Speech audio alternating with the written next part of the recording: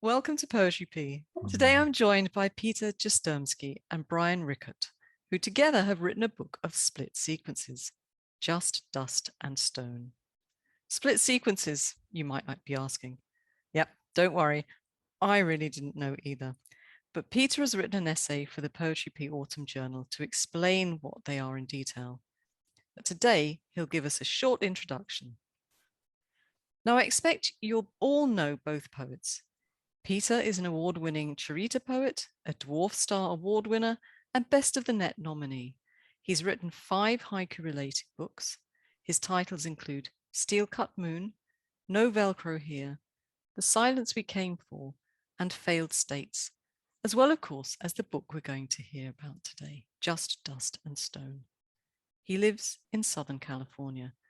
Welcome to Poetry P, Peter. Thank you. Thank you for inviting me. Pleasure. Tell us, where can we buy these books? Well, let's see your Steel Cut Moon. I'll just go down the list. That would be Amazon, Big Bad Amazon. No Velcro Here, Amazon. The Silence We Came For, that would be off Yabanika Press. And Failed States would be off the Haiku Foundation archive. And of course, Just Dust and Stone would be Amazon, and also Velvet Dusk Publishing. Okay. People shouldn't worry that they need to take all that information down. I will put it in the show notes. Don't worry. Now, you all know that I like to introduce the poets I invite to Poetry P with a piece of work that I've read and enjoyed. And this is one of Peter's that I discovered on the Haiku Foundation website. Reading their masks, we watch the crow's feet take flight. Reading their masks, we watch the crow's feet take flight. Now, Peter, I presumed this was a COVID poem because it was written, or at least it says it was published in April 2021. And I'm not the greatest fan of COVID poems, but I really enjoyed the slant you put on this one. I love the way you played with the idea of the crow's feet and appreciated the placing of the apostrophe in the word crows, which I think when you read it makes your meaning clear, but when you hear it read out loud, it's ambiguous. And I wondered, when you wrote it, were you looking for that ambiguity or not? Always looking for ambiguity. I do each poem 2 ways, which is read it silently to myself, read it aloud. When I read it aloud, I discover alliteration, maybe an internal rhyme that's snuck in there. So I'm always looking for those unconscious things that if you just read it on the page, it's one-dimensional. Read it aloud and suddenly there's music, there's unintended meaning and ambiguity. And that's what I really want the poems to embody. Yeah, I think it's so important to read it out loud. Thank you for telling us that. And what I'd say is go along and have a read of the show notes and you can see what I mean and perhaps enjoy the poem again. Now, Bryan is widely published and had his first book, Kitefish, published in 2018. You might know him because he edits the Living Senru anthology and co-edits Failed Haiku these days. Outside poetry, he's made a significant career change from art teacher to coffee roaster. With my other hat on, recruiter and career coach, I really must invite him onto my other podcast to talk about that. It's so intriguing. Bryan lives in Illinois. Bryan, welcome to Poetry P. Tell us, where can we buy Fish Kite? Thank you for having me today. Fish Kite can be ordered through Amazon, but I believe it is a little cheaper off of the Cyberwit website where it through the publishing house. I think it's cyberwit.net. Something like that. I'll have a look for that and make sure it goes in the show notes too. Now, I have a little something of yours to read, which really resonated with me. Garden weeds, questioning my neighbor's long-term interests. Garden weeds, questioning my neighbor's long-term interests. And I found that in Frog Pond 41.2. And the reason it resonated with me is that I think I'm the only gardener in our little street. My neighbors are great importers of plants for every season. And I think there's a difference, don't you think?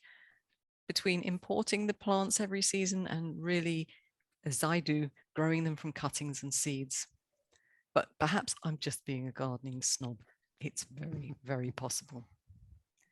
So now to our main event.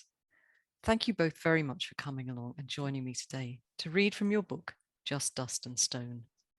I was very excited to read it because I love it when something new and interesting crosses my path. Now, I'm very lucky to have read the book, but not everyone will have had a chance to read it. And they certainly won't have read the essay you wrote in Poetry P yet. So, Peter, could you give us a little bit of a flavor about the process behind your split sequence, please? Okay, sure. I'd be glad to. I always like to, when I explain this process to people, and I've done it a number of times so far, I always like to demystify the process so poets can feel empowered to just run with it, write something, experiment. And a lot of them have been doing that. So the flavor, I will give you 5-step process. We'll try that.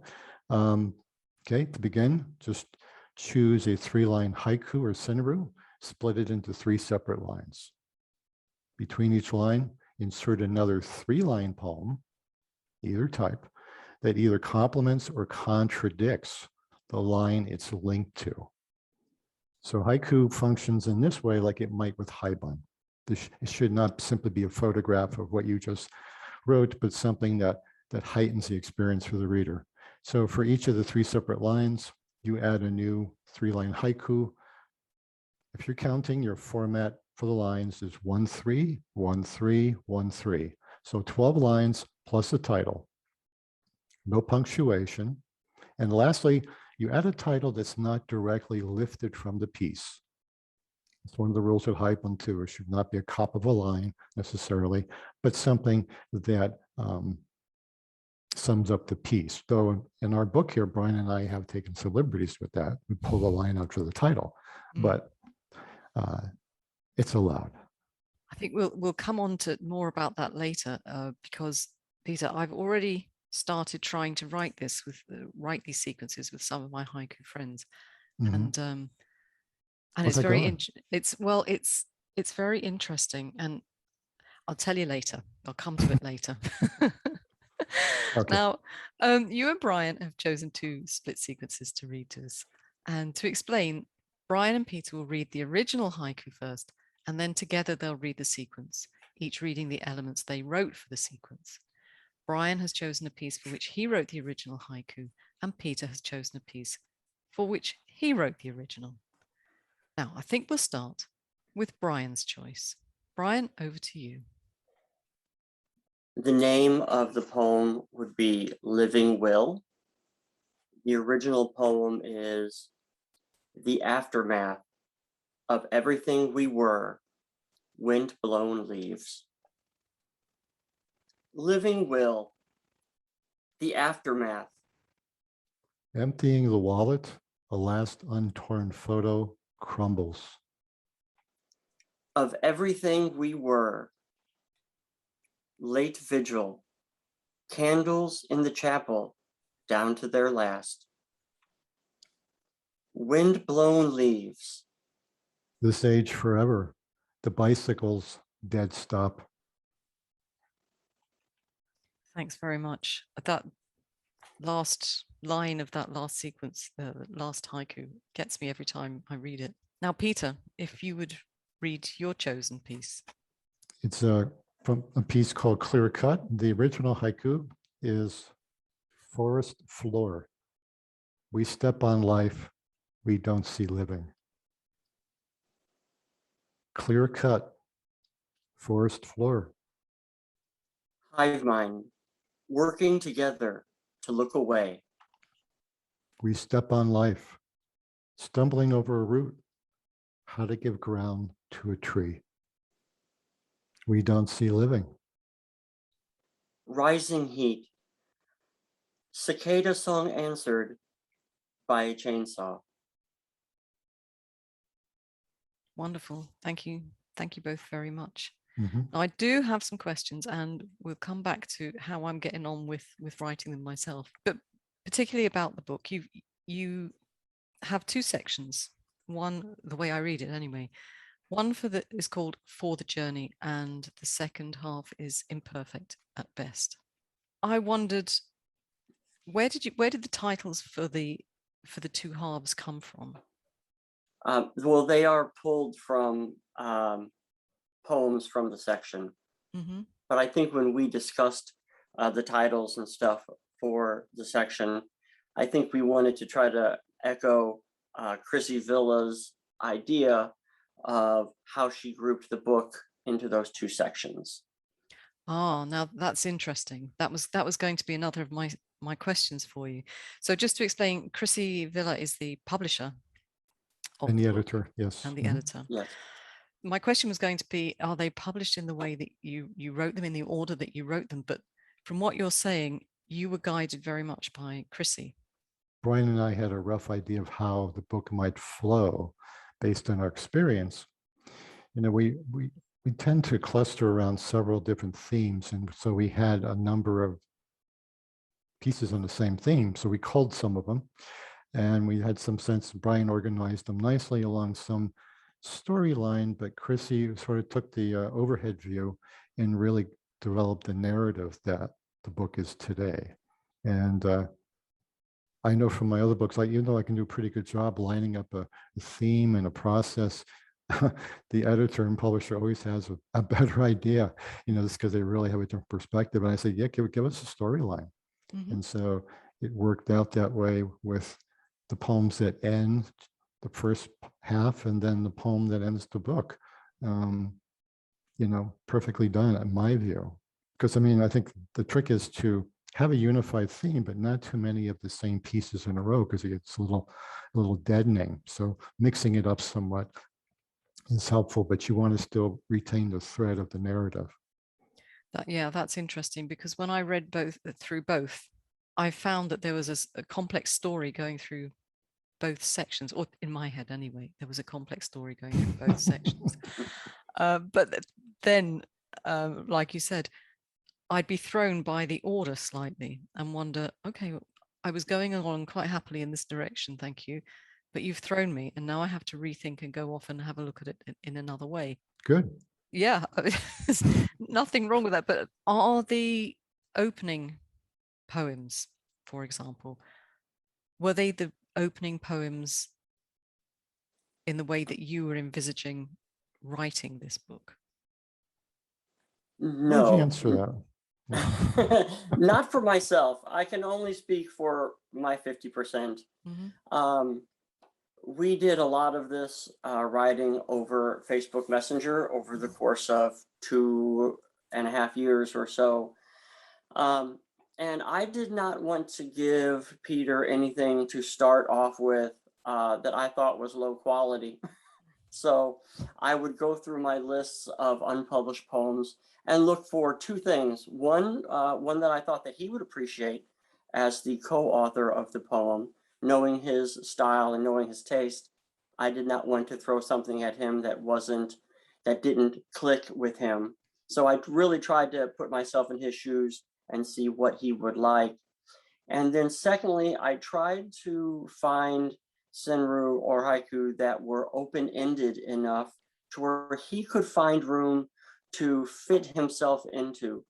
I think if there's poems in general that are too tight and sealed off in and of themselves, I think it's hard to split them apart and make a sequence with them.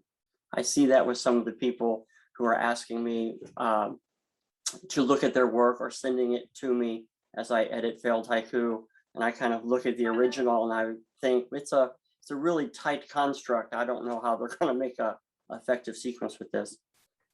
You have to give the co-author or the co-writer wiggle room to implant themselves. Yeah, I think that's so right.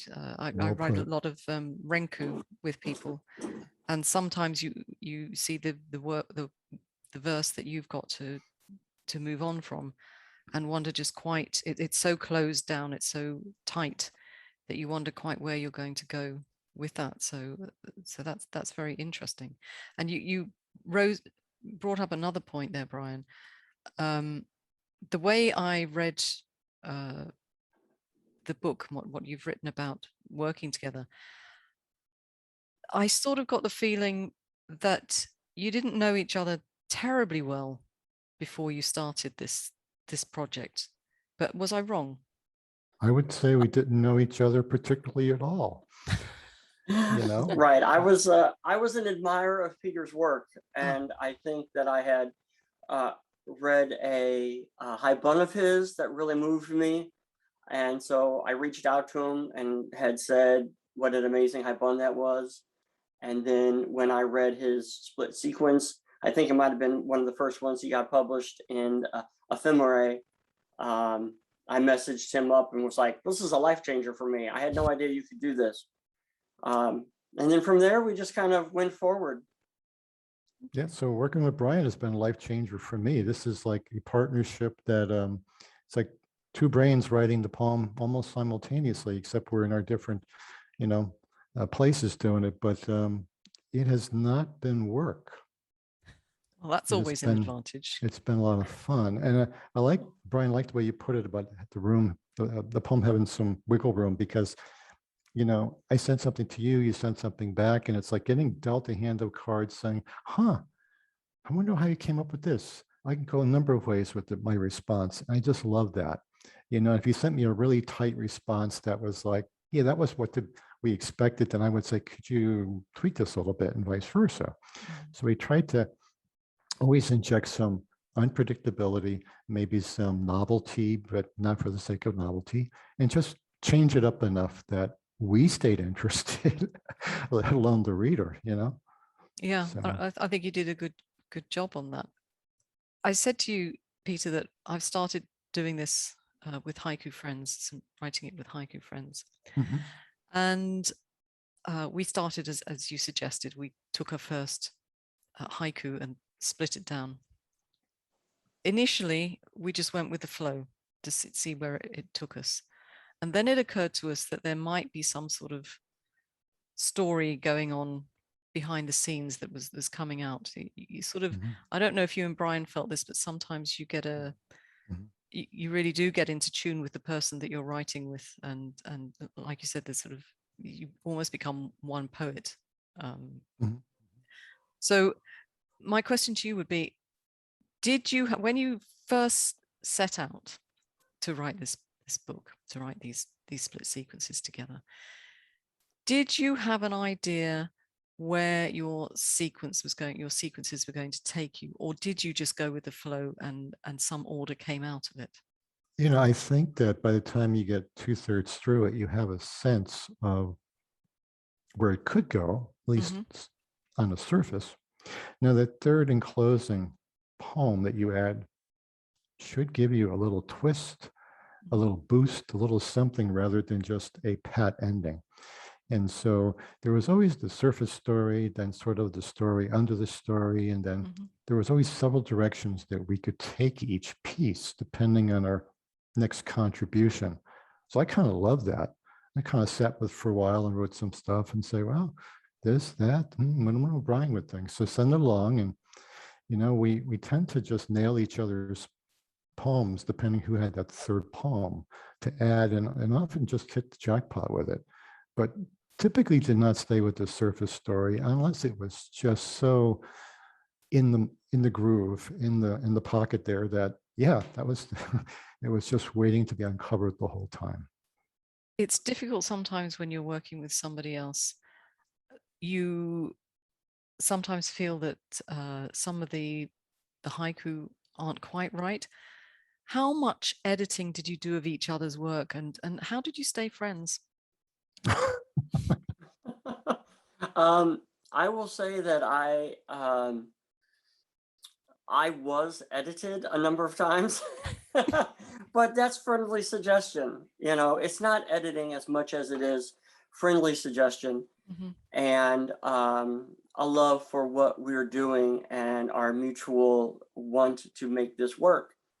I don't think I asked Peter for too many edits on his side. I always considered it like a pitch and a bat. This is what I was pitched. and I'm going to try to swing a homer on this one. I don't know too many people who strike out and be like, no, I want a new pitcher. No, it wasn't my mindset to ask for something different. It just never is, especially, like when I'm writing Renge with people, they would always say, well, send me 2 different options. And that's very customary when you do the link and the shift with Renge. And it wasn't with Peter and I. I didn't want different options. I really wanted honesty from him, and what he really wanted to write is what he gave me. So I felt I had a certain obligation to work with that. So basically, you didn't fall out. The love for what you're doing kept you together on this. Yeah, I would say so. I can be abstract sometimes in my writing and a little obscure, and Bryan will say, can you be more concrete, or what do you mean? Or, I'm not relating to this. And so I would try to make it more grounded. And with Bryan, sometimes it was very grounded. I tried to open up the poem a little bit, like, what else can you do with this? Okay, that's okay, but can you tweak it another notch? And so it's kind of the focusing process, because, I know what I mean, but, when I get outside my own head and give it to somebody else, they have to relate to it. And hopefully it's universal by the time I get through tweaking it, enough that we can work with it. But I don't like pat haiku. So if I see something like, it's pretty much a rubber stamp piece, I'll say, it's okay, but can we do better or different? So I'm gathering from that, well, from what Bryan has said, definitely it sounds, Bryan, like your work grew from the process. Oh, absolutely. I am not, as a poet, I tend to not be abstract. And so you would think I would gravitate to writing with people who are more like myself, but it's just the opposite. I know Peter and I have very different writing styles, and even more so lately since the publication of this book, or since we started to organize the book. He's writing in different genres than myself. But I think that's where that juxtaposition spark that everybody always talks about comes from. Because if I was with somebody too like-minded, things would just be flat. He really does open up a different side of my thinking. And when we write together, I have to get into that Peter mindset that I always have to try to shoehorn myself into. Peter's always trying to get me out of the box. I'm not inherently lazy, but I am inherently on a path. And I just like to walk my path. But good people, we all do. Good friends like Peter are always trying to push me off of one path onto something else. And that is very life enriching. I wanted to get back to your book because there are many sequences that deal with some emotional or very difficult subjects. You've got, to me anyway, as I was reading it, you had marital affairs, you had the breakdown of a marriage, you had divorce, mental illness, the loss or perhaps the lack of a much wanted child, losing one's way in life, as so often we do after our dreaming session and up to our late 20s, maybe you get your responsibilities and you have to do the work, and the loss of loved ones. And I wondered, were the two of you writing from personal experience, or was this your imagination kicking in? Well, that's a good question. I guess for me, a lot of it is personal experience. I have always been faithful to my wife and have never been divorced. But good to know. But I think by the time you reach my age, I would say maybe our age, family members, your life experience, your parents, your brothers, your sisters, your friends. This is all a part of the big mess that we live in, and it does affect us. And then we can draw from that. So when I say something about the divorce, it's written to imply that it's mine. But in reality, I'm drawing from the experience of my life of somebody else's divorce. Because it does affect us emotionally, even though it's not ours. And so that, for me, that's fair game for the writing art experience. I would say a lot of it is along the lines of Bryan explanation. I see a lot of it around me. I've been a psychotherapist for over 30 years, so I work with these issues all the time. And though I don't take from my clients' lives, I do hear certain themes, certain messages. I'm fairly empathic. You know, I'm not, I don't have a loss of compassion yet after all those years. So things just resonate. And I joked with Brian, we're sort of the masters of melancholy because we nail that. Or doom and gloom, but usually it's melancholy. We have an affinity for that flavor of that subject. Not that we're super melancholy, but we appreciate it. We see it around us. And I write also, it's therapeutic, but also to give my life meaning of all the things I see around me and what people are doing that they have no awareness of, and how I try to make sense of the world, basically, you know? So it's through that particular lens for me. Yeah. I mean, there was some very, very interesting parts for me that I thought that they were written with a very feminine viewpoint.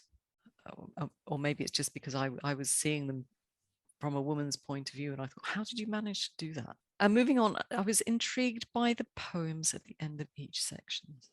That's Windsong and Night Lives, which we're not hearing today. For me, they had a very different feel, like a wistful end to a story. Maybe from what you've said, Chrissy had a bit more influence in the positioning of those sequences. But I wonder what your thoughts were. Well, I would say she did, but when I saw the ordering of things, I said, yeah, that's it. Because Windsong, that does kind of put the reader on the path for the clouds, the stars, the sunset. So to me, that's like a journey, a passage to the infinite. Yeah. And so it might be an ending, it's also a beginning in some ways. And then Night Lives, that was sort of the wistful closure of the story where it comes around back to home. You know, and the way the book starts off, a foreign affair in a lobby, it's like now we're off on some sort of film noir introduction to lives. And I thought, I love it. Okay, that's why we have someone in that chair as editor and publisher. Yes. You know, but and we could have lined it up ourselves any different way, but it worked for me intuitively. Yeah, I felt that very much as the reader, that it worked very well. Brian, what about you? Sequencing is not my strong point. I sequenced all the poems because there's more than this that we sent her. Yeah. I put them in some type of sequence, you know, by subject when I sent them to her just to get it onto a document. You know, and that's as good as I get with sequencing of poems like this. I just say it's not my strength. So I just gave it all off to her, and I have faith in her because I'd read her other books and a fan of her work. So I was like, she will do this for us. And she did. She came through like a champ and a star, and I greatly appreciate her work. Now we're coming to the end of our time together. Do you think I could ask the two of you to read the sequence Calendars for us? I think it's going to resonate with so many people at this time when so many of our lives have come to a near stop. Sure. Let me start off with the original haiku, which is dwindling days. The bucket list springs a new leak. Calendars, dwindling days.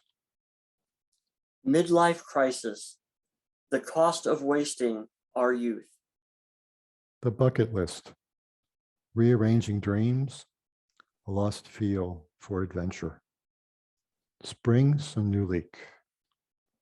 One last trip down to the river, just dust and stone.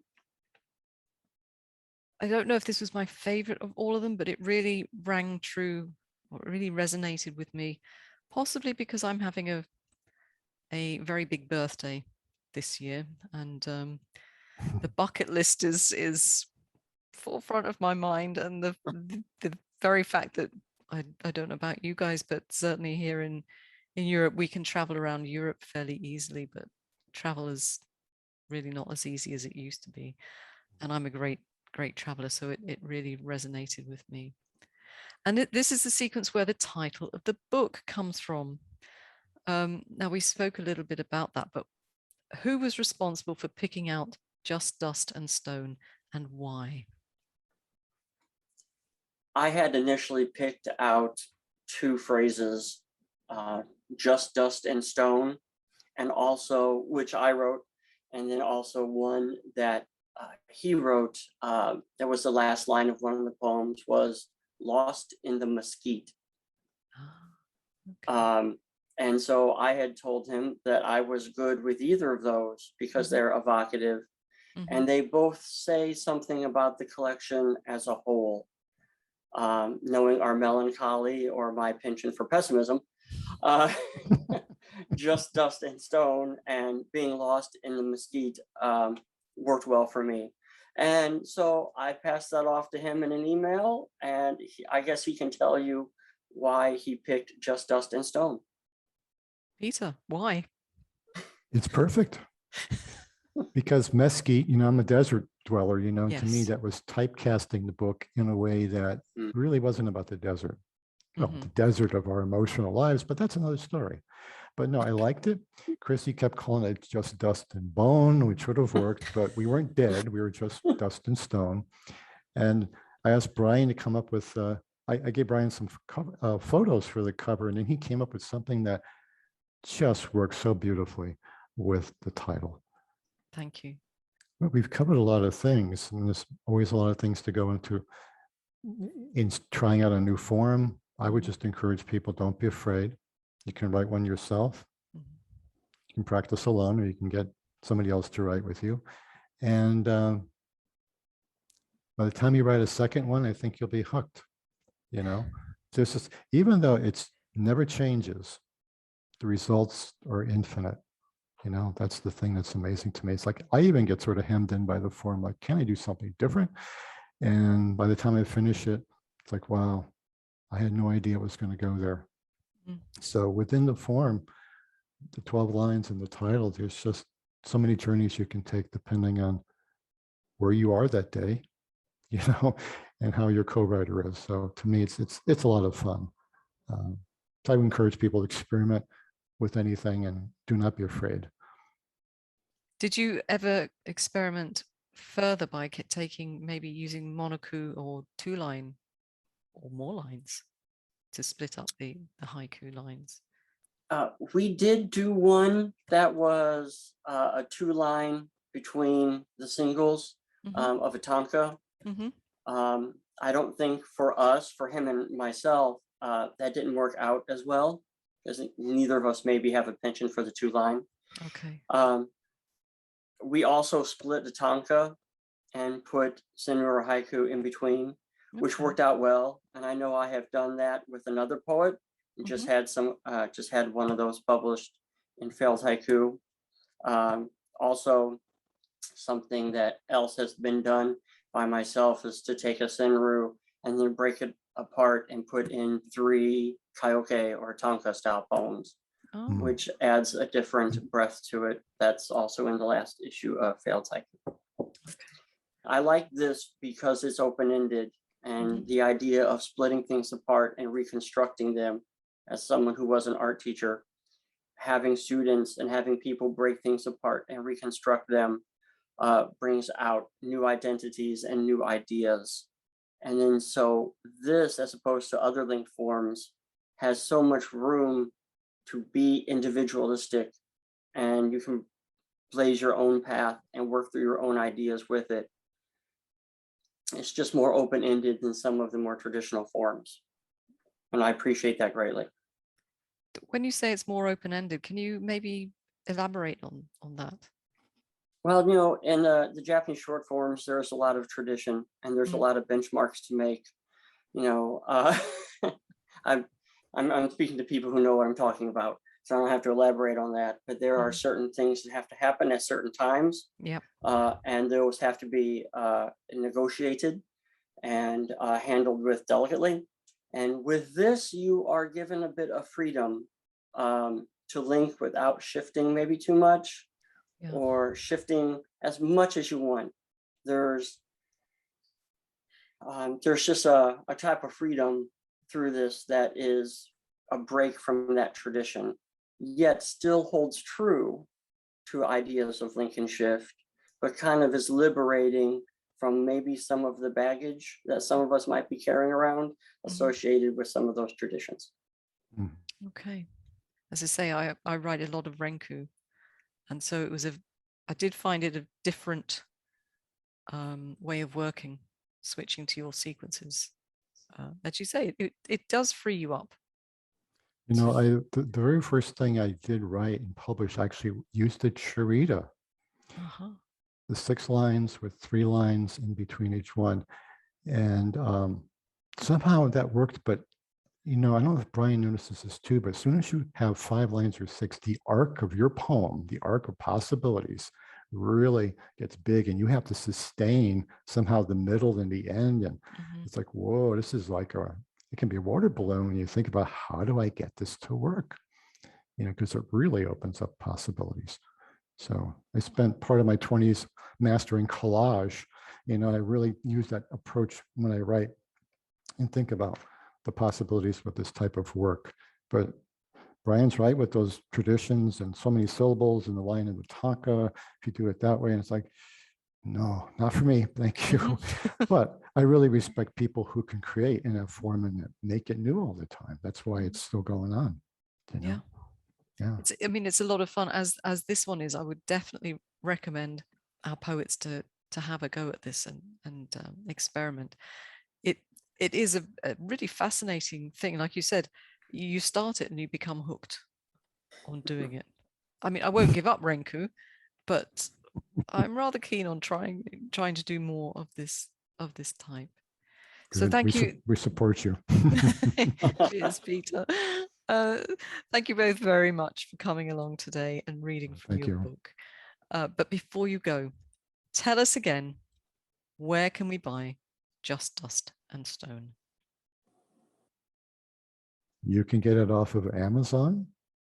You can get a flip book version off the publisher's website, velvetduskpublishing.com. You might be able to also order the paperback from her, but I think most of it is now print on demand on Amazon. Thank you once again, Peter and Brian. It's been a real pleasure talking to you and reading your book. Well, thank you very much for the opportunity. Thank you, Patricia. It's been great fun. Thank you.